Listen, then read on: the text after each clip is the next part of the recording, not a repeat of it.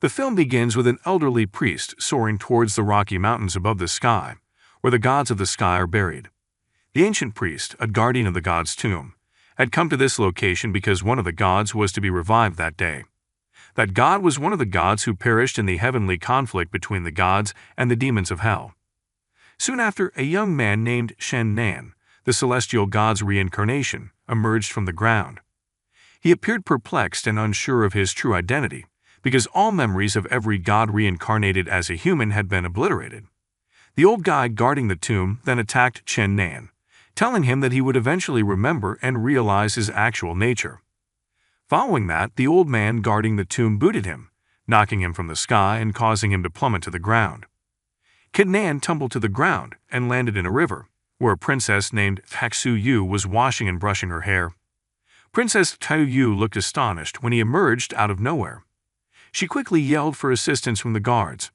She then ordered the guards to arrest Chen Nan and transport him to the kingdom to be imprisoned in a dungeon. On the other side, a young guy in the royal prison appeared to be receiving treatment from a prison guard female named Nalan Ruoshui. The young man Zalong was upset because he had just been pummeled by another inmate in the dungeon cell. While Nalan was treating Zalong's leg wound, the other captives appeared to be signaling each other to begin carrying out their intentions. It came out that the prisoners had meant to flee the royal jail that day because they believed they were being detained unfairly. Shima, the kingdom's prime minister, apprehended everyone and imprisoned them because they possessed spiritual power in their bodies. After ascertaining that the situation was secure, the convicts began to use the weapons they had hidden behind the straw to attack the jail guards. Nalan and Zalong decided to flee before the inmates discovered them and attacked everyone. They escaped through a secret passage where the walls were covered in spell paper. But as Zalong touched the spell paper, his hand reacted and released magical power. It found out that a royal advisor named Xuanzu had magically constructed the spell paper in order to siphon magic power from others. Fortunately, Nalan quickly drew Zalong away and brought him down a different path, where they would have to confront the rebellious inmates. The convicts instantly surrounded Nalan and planned to kill her. Thus, a struggle was unavoidable. Nalan attempted to battle the inmates alone while shielding her maid, but she failed to protect the servant girl and was nearly slain by them. Fortunately, Shima arrived at the scene and rescued Nalan from the rebellious captives. After sucking the spiritual strength from the convicts, he promptly assaulted the other detainees, leaving them powerless. Finally, the situation was under control, and the inmates were returned to their various folding cells, including Zalong. Returning to Chen Nan, the guards carried her to the kingdom alongside Princess Taxu Yu. On the route to the royal palace, her bodyguard was ambushed by a group of masked thieves who wanted to steal the golden bough she had brought. Chen Nan then took the initiative to battle the robbers and protect Princess Taxu Yu, who had been seized by one of them. Despite having his hands shackled by chains, he was able to defeat the bandits with his kick. After untying the chains on his hands, Chen Nan assaulted the robbers with a golden bough that magically responded to his spiritual force. After successfully repelling the bandits, Chen Nan collapsed since he was still unfamiliar with the great power of the celestial bough. When Princess Taxu Yu and her bodyguard arrived at the palace that evening with Chen Nan, Nalan approached her and greeted her. Soon after, Nalan inquired as to what possessed Princess Taxu Yu to travel such a considerable distance away from the royal palace. She replied that she needed to use the golden bough bestowed by the sky god to treat the king, who was currently gravely ill. At the same moment, Chen Nan, who had awoken, appeared to know Nalan's face and addressed her as Yuxin, his lover's name while he was still in the sky palace. Apparently, Nalan had the same face as Yuxin, who had vanished 10,000 years ago, while Chen Nan was still serving as one of the battle gods in the sky palace. While Princess Taxu Yu was conversing with Nalan, Chen Nan vanished from the palanquin and went to the room where the golden bough was stored. When Princess Taxu Yu realized Chen Nan had vanished, she promptly ordered the guards to locate him and transport him to the dungeon. Chen Nan, on the other hand, was still attempting to get away from the golden bough's mysterious energy, which was constantly pulling and compelling him to grasp onto it. At the same time, the monarch had an unusual reaction whenever Chen Nan touched the golden bough. When Chen Nan held the golden bough, the king instantly recovered from his illness, but when he let go of it, he became ill again. When Princess Taxu Yu took the golden bough so her father could touch it, it suddenly soared up and returned to Chen Nan, who had been hiding. When the king discovered that the golden bough had ties to Chen Nan, He directed the guards to take him to the medical department. On the other hand, Prime Minister Shima received word from his son, Linkong, that he had failed to steal the golden bow from Princess Tachuyu. The robbers who had earlier attacked Princess Tachuyu were actually Prime Minister Shima's accomplices, and they had been commanded to steal the golden bow from her.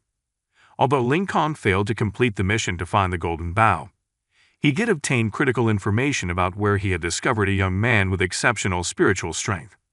Linkong even noticed that the young guy could master the power of the heavenly golden bow, which he utilized as a weapon against the bandits. Hearing this, Prime Minister Shima appeared pleased and planned to grab the young man's spiritual strength and use it to organize a coup against the king. Meanwhile, comatose in the medical ward, Chen Nan had a dream about his past as a battle god. In the dream, he was fighting with the golden bow in a combat. That meant, from the start, the golden bow was his weapon, and it solved the mystery of why he could use it.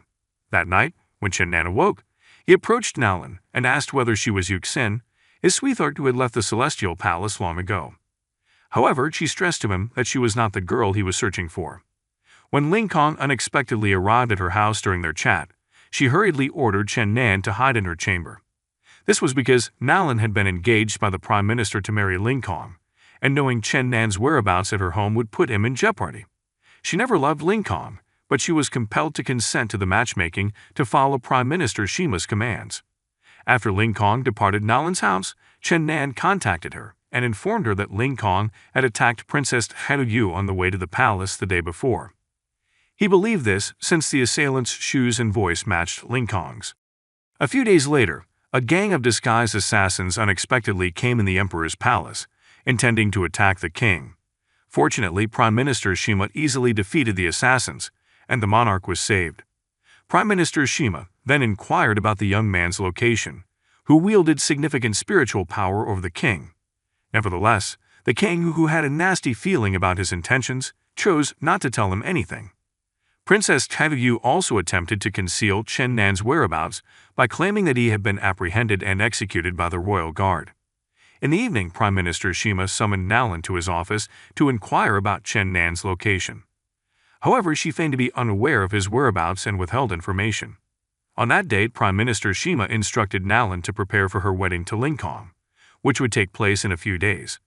Hearing this, she appeared to object because she did not want to marry Linkong, but she did not dare to defy his orders. Princess Tachuyu, on the other hand, kidnapped Chen Nan and kept him hidden in the dungeon. Fortunately, he was able to break free from the restraints and promptly held her captive. The jail guards reported the event to Prime Minister Shima, who tracked down Chen Nan. Prime Minister Shima directed the jail guards to place Chen Nan in a holding cell so that he could not escape again. Inside the holding cell, he met Zilong, who claimed to be the reincarnation of a dragon deity from the divine palace. Zilong knew Chen Nan was a god since he had served in the army under him. A few days later, when Nalan and Linkong's wedding day arrived, she couldn't stop worrying about Chen Nan's safety. As a result, she resolved to discreetly release Chen Nan and Zilong without Prime Minister Shima's knowledge so that they may flee. After successfully escaping the royal jail, Chen Nan was taken aback by Nalan's unusual demeanor. Zilong informed him that today is her wedding day with Linkong. When he heard it, he raced to meet her. Chen Nan quickly caused a stir upon arriving at the royal palace, in order to prevent Nalan and Linkong from marrying. Linkong, who did not accept his conduct, attacked him, resulting in a battle between them. Linkong was murdered in a brutal fight. Therefore, the marriage was called off. The following day, Nalan gave Chen Nan a secret book kept by Prime Minister Shima. The secret book stated that he intended to acquire as much spiritual force as possible in order to evolve into an immortal being. That was also why he frequently arrested persons with psychic abilities and imprisoned them in dungeons. On the other side, Prime Minister Shima went to visit the royal advisor, Instructor Xuanzu, and asked for assistance in resurrecting Linkong from the grave. It turned out that during this period, he learnt a lot about spiritual power from Xuanzu and directed Prime Minister Shima to gather spiritual force from others. After hearing Prime Minister Shima's request, Xuanzu killed him rather than aiding him by absorbing all of his spiritual force into his body. Chen Nan, Nalan, and Zilong soon followed, having discovered Xuanzu's nefarious intention. He planned to seize all of the spiritual power of all kingdom members during the blessing ceremony, which would be placed in a few days. Chen Nan was well aware that Xuanzu had done everything on purpose in order to become a god and live eternally in this world. Chen Nan, Nalan, and Zilong, on the other hand, would not stand for it, and they attacked him right away. Unfortunately, Xuanzu's spiritual prowess allowed him to easily overcome the three of them over time.